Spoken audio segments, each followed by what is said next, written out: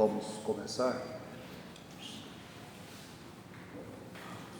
São 19h30, vamos dar início aos nossos estudos de toda quarta-feira, em nome de Deus, em nome de Jesus, na companhia dos bons espíritos, dos guias, mentores, dos instrutores, que sempre, cordialmente, voluntariamente, se colocam junto a nós nesse trabalho, nos intuindo, iluminando a nossa caminhada instrutiva quanto aos princípios da doutrina. Pedimos à espiritualidade que zele pelo equilíbrio vibratório no ambiente dessa sala, não permitindo a presença de entidades que não estejam em harmonia com os propósitos da reunião, principalmente aquelas que buscam nos distrair, nos afastar do entendimento dos textos e, de uma maneira geral, nos tirar a concentração, fazendo com que venhamos a perder o nosso tempo dedicado a esse aprendizado. E aos encarnados presentes pedimos que se concentrem nas preces, nas orações, pois dessa forma conseguimos uma proximidade maior com os nossos irmãos do plano espiritual, criando um campo vibratório mais intenso através das nossas orações sinceras, das nossas preces emanadas diretamente da nossa alma. Pai nosso que estais no céu, santificado seja o vosso nome. Venha a nós ao vosso reino, seja feita a vossa vontade, tanto na terra quanto no céu. O pão nosso de cada dia dai-nos hoje, Senhor. Perdoa, Pai, as nossas dívidas, as nossas ofensas, assim como nós perdoamos aos nossos devedores e aos nossos ofensores. E não nos deixeis cair em tentações, mas livra-nos de todo o mal, que assim seja. Muito bem.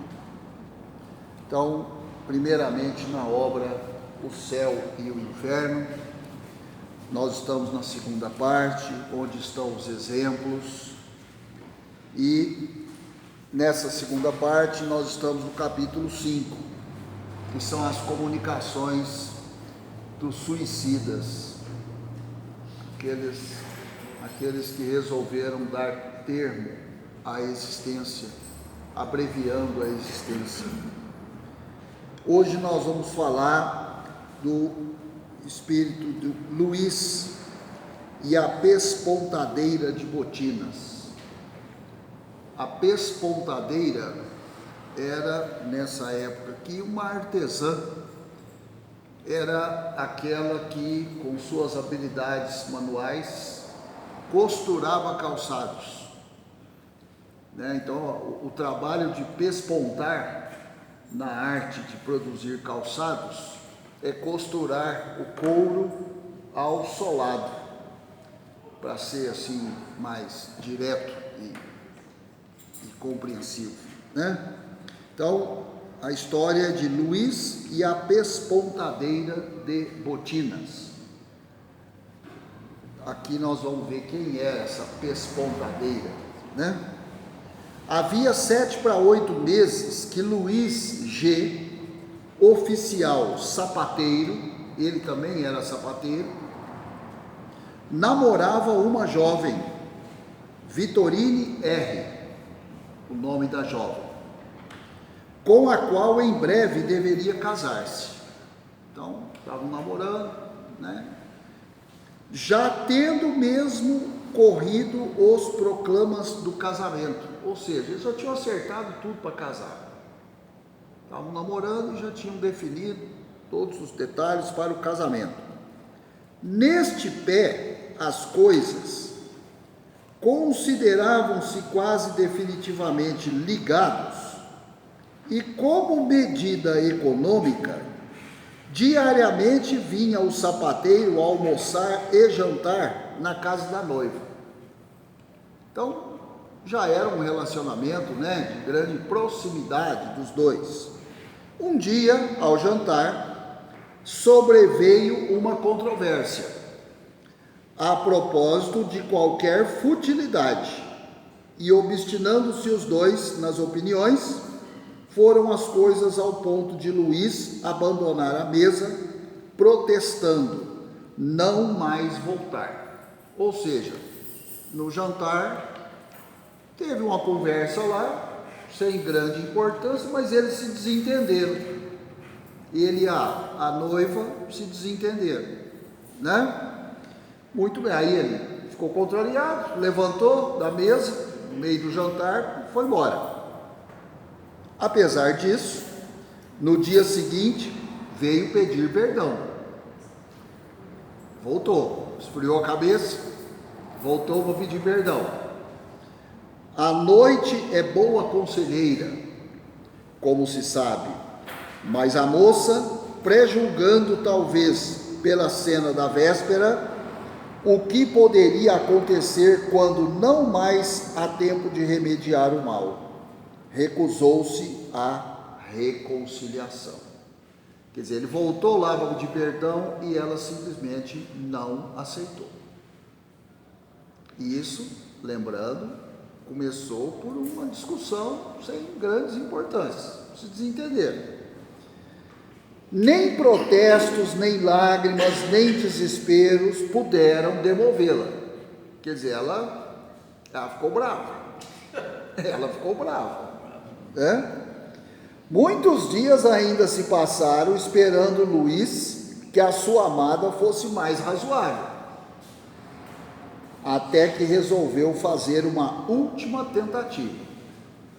Quer dizer, a Vitorine engrossou, ficou magoada, ficou brava, Chegando à casa da moça, bateu de modo a ser reconhecido. Quer dizer, bateu de uma forma que ela sabia que era ele que estava lá. Mas a porta permaneceu fechada. Recusaram abrir. Novas súplicas do repelido, quer dizer, do Luís, ele pedindo, novos protestos, não ecoaram no coração da sua pretendida. Ela ficou brava, bateu o pé, simplesmente não recebeu ele, Adeus, pois, cruel, exclamou o pobre moço, adeus para sempre. Então não quis abrir a porta e ele falou isso aí do lado de fora, adeus para sempre. Adeus para sempre. Trata de procurar um marido que te estime tanto como eu. Ele falou. Ao mesmo tempo, a moça ouvia um gemido abafado e logo após o baque, como que de um corpo escorregando pela porta. Então, o que ela ouviu do lado de dentro, é como se ele tivesse caído na porta. Ouviu um gemido e ele, bateu na porta, o corpo dele. Pelo silêncio que se seguiu, a moça julgou que Luís se assentara à soleira da porta. Foi sentar, encostou na porta onde fez o barulho. E protestou a si mesma não sair por quanto ele ali se conservasse. Não é rebelde. Encrencou de vez, Eu conheço essa história. Decorrido um quarto de hora, é que um locatário passando pela calçada e levando luz, soltou um grito de espanto e pediu socorro. Quer dizer, passou uma pessoa lá na rua e viu ele lá na porta, caído. Depressa, acorre a vizinhança, e Vitorine, abrindo então a porta, deu um grito de horror, reconhecendo estendido sobre o lajedo, pálido, inanimado, o seu noivo. Estava morto lá na porta. Quer dizer, o barulho que ela escutou na porta foi ele caindo. Cada qual se apressou em socorrê-lo, mas para logo se percebeu que tudo seria inútil, visto que ele deixara de existir. Morreu. O desgraçado moço enterrara uma faca na região do coração, e o ferro ficara-lhe cravado na ferida. Quer dizer, o cara enfiou o punhal no coração, próprio coração, se matou. Muito bem, essa é a síntese da história aqui dos dois. Aí agora, lá na Sociedade Espírita de Paris, em agosto de 1858, porque isso aí aconteceu, deixa eu ver se fala aqui, não fala, 7 para 8 meses que ele namorava, mas não falou quando que aconteceu o suicídio em si, mas não interessa.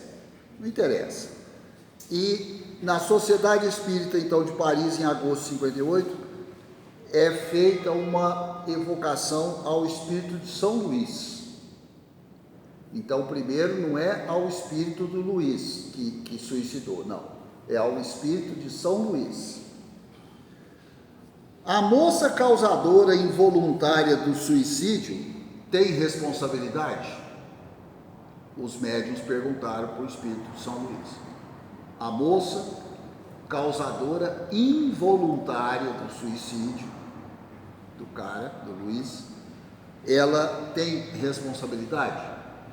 Aí o São Luís responde: sim, porque o não amava. É o espírito de São Luís falando, ela não amava ele, então ela tem responsabilidade. É porque se ela amasse, ela teria perdoado. Exatamente. Nós vamos ver aqui ao longo do diálogo com São Luís que o problema não foi ele ter se matado, foi ela não o amar e não ter resolvido isso de outra forma e ter deixado a coisa ir para onde foi. Mas vamos ler, vamos ver as perguntas para a gente entender direitinho. Segunda pergunta, feita por São Luís também. Então, para prevenir a desgraça, deveria desposá-lo a despeito da repugnância que lhe causava? Perguntar para São Luís. Então, para evitar que ele desse cabo à própria vida, ela deveria ter casado com ele, mesmo não gostando dele. Aí o São Luís responde: ela procurava uma ocasião de descartar-se, e assim fez em começo da ligação, o que viria a fazer mais tarde. Ou seja, São Luís revela aqui que de um jeito ou de outro ela ia romper o relacionamento, mesmo que tivesse casado com ele. Mais cedo ou mais tarde ela ia pôr fim na relação. Por quê? Porque ela não gostava dele. Então, no começo da relação, ela já fez isso. 3. Nesse caso, a sua responsabilidade decorre de haver alimentado sentimentos dos quais não participava e que deram em resultado o suicídio do moço. Outra pergunta que fizeram para o São Luís, Então, a sua responsabilidade decorre de haver alimentado os sentimentos dos quais não participava e que deram resultado, como resultado, o suicídio do moço. Vamos ver o que o São Luís responde. Sim, quer dizer, ela ter prorrogado a relação com ele, sem gostar dele, aí está a responsabilidade dela. Aí está uma responsabilidade grande, né? Exatamente, sim, exatamente. Pergunta 4. Mas então essa responsabilidade deve ser proporcional à falta, e não tão grande como se consciente e voluntariamente houvesse provocado o suicídio. Aí o São Luís responde: é evidente, vai ser proporcional mesmo. A pena é proporcional à falta sempre. A justiça divina é perfeita, né? Aí na 5ª pergunta: e o suicídio de Luís tem desculpa pelo desvario que lhe acarretou a obstinação de Vitorino? Então está perguntando se o suicídio do Luís tem desculpa, né? Pela obstinação, quer dizer, o fato dela ser turrona, bateu o pé, não aceitou desculpa, não abriu a porta para ele, né? E acabou terminando do jeito que a gente viu. Aí o São Luís responde: sim, pois o suicídio oriundo do amor é menos criminoso aos olhos de Deus do que o suicídio de quem procura libertar-se da vida por motivos de covardia. Então não falou aqui que ele não tem culpa. Ele tem, mas é menos culposo, porque foi por amor, e não porque ele simplesmente foi um covarde e quis fugir de tudo, né? Foi por desespero, não ter o perdão dela, né? Ao espírito Luiz G, evocado mais tarde, foram feitas as seguintes perguntas. Então agora as perguntas é para o suicida, para o Luiz. Primeira: que julgais da ação que praticastes? Já perguntar de cara isso aí para ele. Como que você julga o ato que você cometeu? Suicidar. Resposta: Vitorine era uma ingrata, e eu fiz mal em suicidar-me por sua causa, pois ela não o merecia. Então ele reconhece que ele fez mal, porque ela não merecia tudo isso da parte dele. Quer dizer, uma vez desencarnado, obviamente que ele tomou conhecimento que ela não amava ele, e que mais cedo ou mais tarde ela ia se desfazer da relação, né? 2. Então não vos amava? Resposta: não. Aí, então agora ele sabe, ela não me amava. A princípio iludia-se, mas a desavença que tivemos abriu-lhe os olhos, e ela até se deu por feliz, achando um pretexto para se desembaraçar de mim. Descobriu, né, que ela não gostava. É o que precisava, uma discórdiazinha, um desentendimentozinho, pronto, rompeu, acabou, e aí acabou de vez tudo, né? 3. E o vosso amor por ela era sincero? Os médicos perguntaram para ele: e você gostava dela de verdade? Né? Porque ela não gostava de você mesmo falou aí, agora que você está sabendo, claro. Aí ele responde: paixão somente. Creia, pois se o amor fosse puro, eu me teria poupado de lhe causar um desgosto. Paixão, mas não era um amor puro. 4. E se acaso ela adivinhasse a vossa intenção, persistiria na sua recusa? Resposta: não sei, penso mesmo que não, porque ela não é má, mas ainda assim não seria feliz, e melhor foi para ela que as coisas se passassem de tal forma. Olha o grau de aceitação e de entendimento desse espírito, que não vamos esquecer, é um suicida, né? Então, quer dizer, ele está dizendo, afirmando aqui, que do jeito que as coisas se sucederam, foi melhor para ela. Por mais doloroso que seja, que ela carregue um remorso, uma culpa, mas foi melhor assim. Quer dizer, imagina o que não teria no futuro para os dois, se eles tivessem insistido na relação. Talvez coisa muito pior do que isso. Nossa, mas tem alguma coisa pior do que isso? Por que não? Por que não? Né? 5. Batendo-lhe a porta, tinhais já a ideia de vos matar, caso se desse a recusa? Perguntaram isso para ele. Quando você foi lá pela última vez, bater na porta, você já tinha planejado que se ela não abrisse a porta, você ia se matar? Ele responde: não, eu não tinha planejado isso.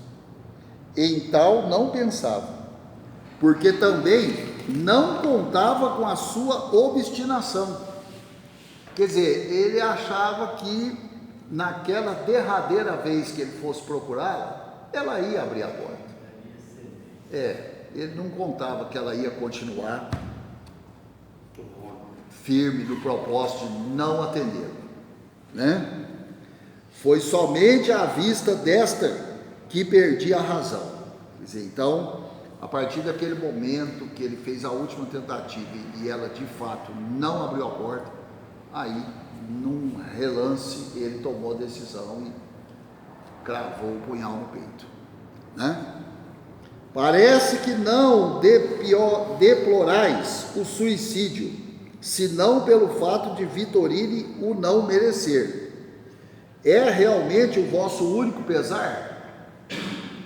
Quer dizer, os médicos estão perguntando aqui, você não está condenando o suicídio, né? Você está mais preocupado com o fato dela não merecer que você fizesse tal ato, ela não fosse merecedora de tudo isso, né? Aí ele responde: nesse momento sim, estou ainda perturbado. Olha a consciência dele, ele está perturbado ainda, ele está afirmando, né? Afigura-se-me estar ainda à porta. Ele sente que ele ainda está lá na porta da casa dela, né? Conquanto também experimente outra sensação que não posso definir. Ele sente mais alguma coisa, mas ele não consegue definir o que é. 7. Chegareis a compreendê-la mais tarde? Essa outra sensação, né? Ele responde: sim, quando estiver livre dessa perturbação. Então, ele tem consciência que ele ainda está ligado a tudo aquilo, materialmente falando. É aquilo que a gente já falou aqui várias vezes nas outras comunicações dos suicidas. Enquanto não termina o tempo real que aquela existência deveria durar, não se rompe a ligação. É um grande equívoco pensar que vai abortar uma parte do tempo. Então, se tiver que viver 150 anos, vai viver 150 anos. Ponto final. A sensação é de 150 anos. Não interessa o que acontecer no meio do caminho, né? Fiz mal, deveria resignar-me. Fui fraco e sofro as consequências da minha fraqueza. A paixão cega o homem, a ponto de praticar loucuras. E infelizmente ele só o compreende bastante tarde, que é o caso dele aqui. 8. Dizeis que tendes um desgosto. Qual é? Resposta do Luiz: fiz mal em abreviar a vida. Não deveria fazê-lo. Era preferível tudo suportar a morrer antes do tempo. Sou, portanto, infeliz, sofro, e é sempre ela que me faz sofrer. a ingrata. Parece-me estar sempre à sua porta, mas não falemos nem pensemos mais nisso, que me incomoda muito. Adeus. Quer dizer, ele não se livrou dela. Ele não se livrou dela. Ele continua sofrendo por ela. Só que agora ele não tem a existência mais. Carrega o peso de ter abreviado a própria existência. Ou seja, ele contraiu dívida. Mas ele já entendeu que ele errou, ele tinha que ter aguentado firme. Vou chorar o resto da existência, né? Vou ficar pedindo para ela me perdoar o resto da existência, não sei. Mas tinha que ter aguentado, resignado. Porque ele deu fim à própria vida, mas ele continua sofrendo pela Vitorine, como a sensação dele estar lá na porta da casa dela, permanentemente. E ele devia ser um cara novo, ela também, né? Porque eles iam casar, eles casavam com pouca idade naquela época, então vai saber quantos anos esse espírito não ficou ainda em sofrimento, na porta da casa da Vitorine. Né? Vitorine, jogo duro. Ficar longe da Vitorine, viu, Durval? Vitorine, fácil. Nesse caso, ela falando de livro da Vitorine, mas nesse caso aí, eu achei assim, muito fraco. Já pensou, se todas as pessoas que leram não, mas cometeu suicídio? Aí você falou aí que a Vitorine tem grande culpa. Ô, Cárita, vou só te falar uma coisa. Só quem ama sabe o significado disso aqui. Só quem perde o amor sabe o significado dessa história.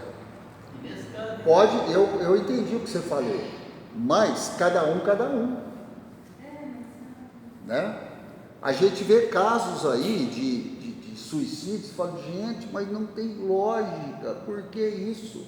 Pois é, isso é uma coisa daquele espírito.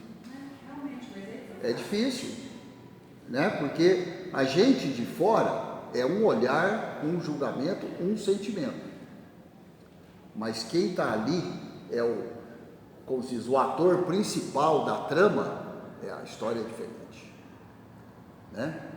É igual quando tem aí as brigas entre casais e todo mundo quer ajudar e tal, fala, olha, calma, sem pré-julgamento. O que acontece lá dentro de quatro paredes, só os dois sabem. O resto lá de fora é plateia. Então, cuidado com as opiniões, os partidos, os palpites, porque você pode cometer um erro muito grande. Né? O pré-julgamento é uma coisa muito perigosa.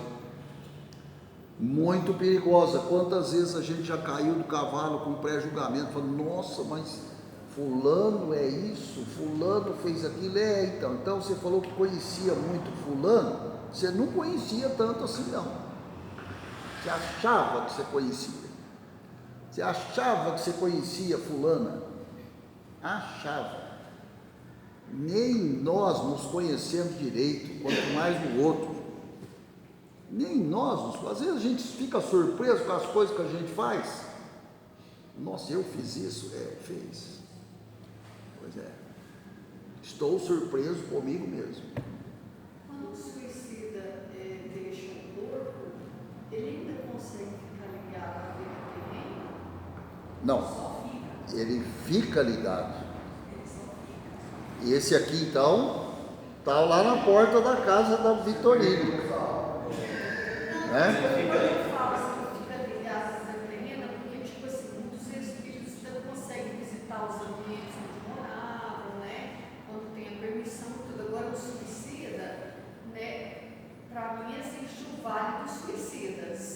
que é para onde um suicida vai. Mas o vale, você não tem que pensar que é um lugar. O vale é a sensação.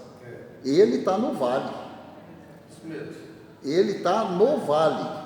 Não pense você que ele escapou. Só que qual que é a sensação que ele tem? Que ele está lá na porta da casa dela e sabe lá quantos anos ele ficou ali na porta da casa dela esperando ela abrir a porta. Então é uma sensação, não é um lugar. Não é um lugar. É igual você pensar que o umbral é um lugar. O umbral não é um lugar. Não tem endereço. Ah, qual que é o endereço do umbral? Avenida tal, número tal. Não. O umbral pode estar aqui. Eu acho que você faltou na hora que nós falamos que o suicida, ele vai ficar ligado no corpo dele pelo tanto de tempo que ele viveria. Vamos supor, ele cometeu suicídio aos 40, ele vive até 80, ele vai ficar ligado 40 anos. Não, eu estava aqui, mas a minha dúvida é se ele podia, por exemplo, igual o meu pai, quando se encarnou, a minha irmã, que tem mediunidade, via o espírito dele lá na casa da minha mãe. Entendeu? Meu pai se encarnou com dor de coração, tudo. Então eu queria saber se um suicida conseguiria fazer isso. Não, né? Depende das permissões, né? Nós não sabemos. Mas Isso. mesmo tirando a própria vida, Mesmo tirando. é estranho pensar nisso, né? Mesmo tirando, tá? Porque tem que ver se ele já reconheceu o erro. Esse espírito aí parece muito evoluído, né? Então, ele está encaminhado. Os comentários dele são Ele não vai se livrar das penas, mas ele está encaminhado, verdade. né? Deixa eu só ver que ela queria fazer uma pergunta, só para não cortar. Eu acredito assim, que quando a gente vai encarnar, a gente tem mais ou menos, sabe, mais ou menos, escolhe onde que vai, qual família, quem vai ser o pai, a mãe, a vida. Então, uma pessoa que suicida antes dela encarnar, ela consegue saber que o suicídio é uma possibilidade forte no script da vida que vai encarnar? Não, ela pode não saber, pode saber, mas também pode não saber, porque muitas vezes o suicídio ele decorre de uma ação do livre-arbítrio num determinado momento da existência, que todos nós temos livre-arbítrio, entendeu? Então, naquele momento você tomou uma decisão, não é que você programou antes de encarnar, em tal idade eu vou me matar. Não necessariamente. Mas o nosso livre-arbítrio nos conduz para decisões inesperadas, né? É o nosso livre-arbítrio. A influência de outras entidades, né? A nossa fraqueza, o nosso afastamento de Deus, das coisas de Deus. Então, muitas vezes, não tem nada disso programado, mas as coisas vão caminhando para criar o ambiente para isso, né? Por exemplo, às vezes a pessoa entra num estado aí de amargura, de depressão. Por que isso é perigoso? Porque entidades com a mesma vibração vão começar a se acercar dessa alma, nessa condição, entendeu? E se essas entidades foram suicidas, pode induzi-la, acaba com a sua vida também, ou seja, mais um para a turma, a turma dos suicidas, né? Assim como tem os alcoólatras, os viciados, né? Os ladrões, os corruptos e tudo mais. Então é a circunstância da prática do livre-arbítrio. Só um comentário que a gente presenciou aqui, que alguém comentou que a religião católica ela não reconhece esse ser que suicidou, ele some da igreja, não tem prece, não tem nada por ele. Há um pré-julgamento, né? Meu moço, a igreja católica suicidou, excluído da prece, excluído da pessoa que não é conhecida. Você falou muito bem que eu, por exemplo, que já cuidei de muito doente, e principalmente pessoas com depressão, e às vezes já tirei da mão do médico para levar para a centro espírita para tratar, né? Então, assim, já ajudei muito, já acompanhei tudo na família, com os amigos, né? Então, assim, eles têm uma fraqueza tão grande no momento da depressão que tem mesmo esse espaço aí dos obsessores ficar. Tem uns que ainda falam assim, eu mesmo já levei para um psiquiatra, já levei para o centro, e a pessoa fala assim, mas eu estou ouvindo voz, está falando isso e aquilo comigo, quer dizer, o obsessor estava ali, e a pessoa não sabia se defender, então é onde que entra a parte espiritual, né? Exatamente. A ajuda, o passe, os estudos, o equilíbrio, a pessoa fazer o evangelho em casa, para ele poder se libertar disso aí. Então, muitas pessoas, às vezes, levam o suicida, né, por conta disso aí, é o desequilíbrio, é o espaço que dá para os obsessores. Então, isso pode acontecer com qualquer um de nós, que entrar numa sintonia negativa. Exatamente. Né? Então, é por isso que a gente está lá, né, orar e vigiar.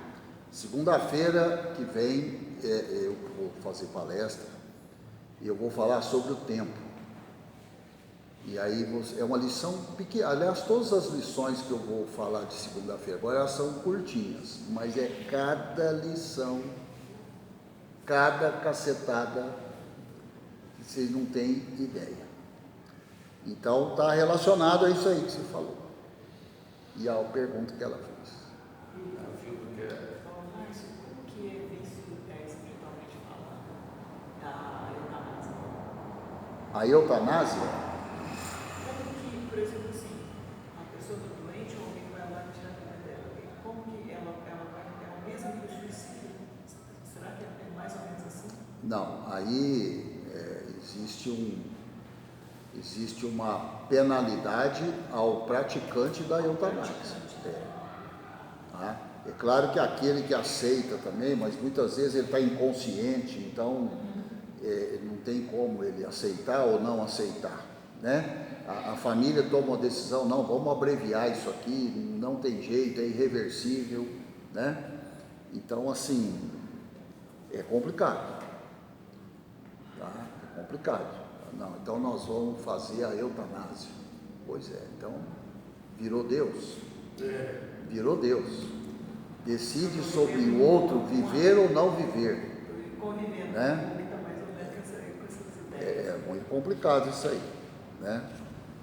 É muito complicado, tem que pensar bem. Bom,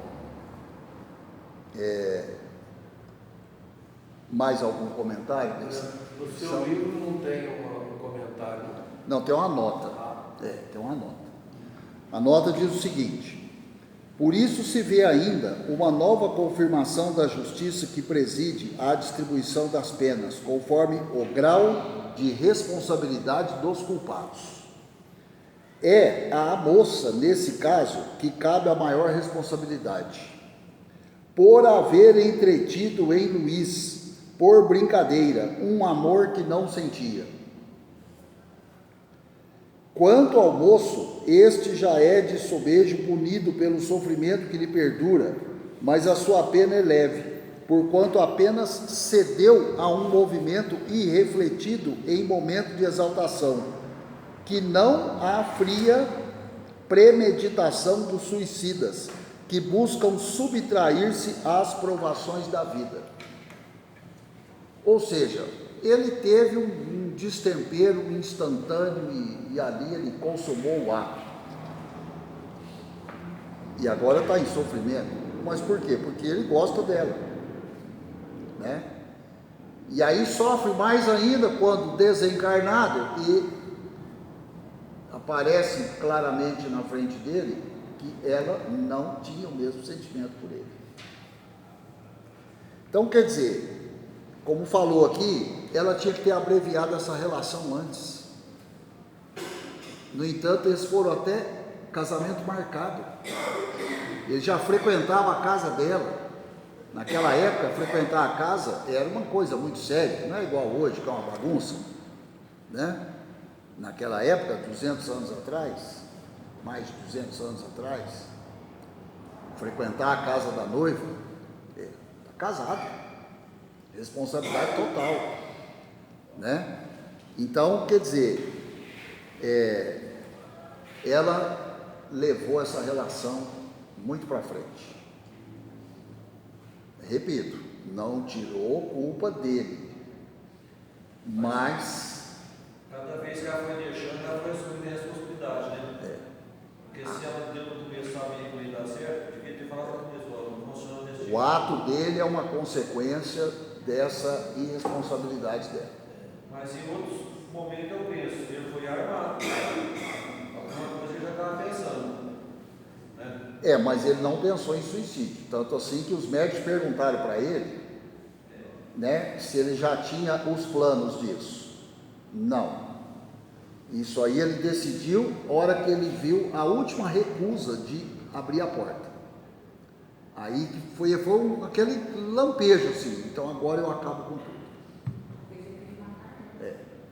Eu imagino também, Durval, naquela época devia ser relativamente comum todo mundo andar com uma faca, uma arma branca, né? 200 e tantos anos atrás. Aquele tipo de homem daquela época não levava desaforo. Não. Muito humilde que ele fosse. Os que não tinham a faca tinham uma arma de fogo, né? Então, a época ainda que tinha os duelos, né? Lavar a honra, não sei o quê, aquelas coisas. Muito bem. Muito interessante, né? Essa comunicação bastante elucidativa, né? E o que cada obra dessa mostra? A cara que até falou, e eu acho que é o que eu também penso, a fraqueza. Você não pode se deixar para a fraqueza. Exatamente. Né? Então toda situação leva no mesmo ponto. Exatamente. E esses dias também me ocorreu, eu ia falar isso quarta-feira passada, eu acabei esquecendo, mas agora eu lembrei e não vou esquecer. Nós temos que, nem que seja na oração da noite do estudo, então na noite de quarta-feira, hora que a gente estiver se recolhendo, a gente dedicar uma meia dúzia de palavras para esses espíritos, porque vai saber se eles ainda não estão pagando, vai saber se o Luiz ainda não está lá na porta da Vitorine, sofrendo, chateado, contrariado, esperando ela abrir a porta. Por que não? Né? Então já imaginou o significado das nossas preces? E quantas casas espíritas devem estar estudando, não digo hoje exatamente, mas nessa época, quantos não devem estar estudando essa lição aqui? Das milhares de casas espíritas que tem espalhadas pelo mundo inteiro. Se cada um dedicar um instante de vibração para um espírito desse, alivia demais, né? No mínimo, nós temos que agradecer uma comunicação dessa, ter chegado ao nosso conhecimento, para a nossa instrução, porque no nosso caso, a comunicação é para a nossa instrução. Nós não somos parentes do Luiz, nem da Vitorine, nem de nenhum dos outros suicidas que já comunicaram aqui, e eles estão contribuindo com a experiência deles, com a nossa instrução, nosso aprimoramento, para a gente se tornar espíritos melhores na nossa caminhada. Então, o mínimo que nós temos que fazer é uma vibração para esses irmãos, né? Para esses irmãos, sem pré-julgamento, sem nada, porque é o que eles precisam, de oração, né? Muito bem, então vamos aí para o Médiuns e Mediunidade, capítulo 24.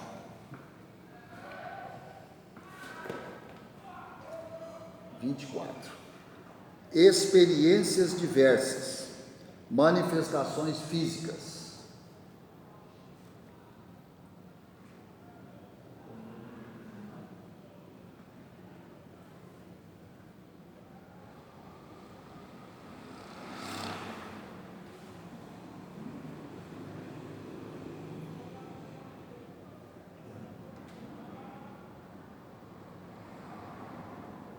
conheço. É desejo muito louvável de todo estudante, nós, e mesmo de todos os espíritas, obter manifestações físicas tais as que enumeramos. Não conhecemos uma regra determinada para que o sucesso seja completo. Tudo depende da experimentação. Tudo depende da experimentação. Então não tem uma regra para ter sucesso nas manifestações físicas. Depende da experimentação. Assim como se experimenta com a mesinha, no caso da mediunidade tiptológica, experimenta-se também com as demais formas da mediunidade.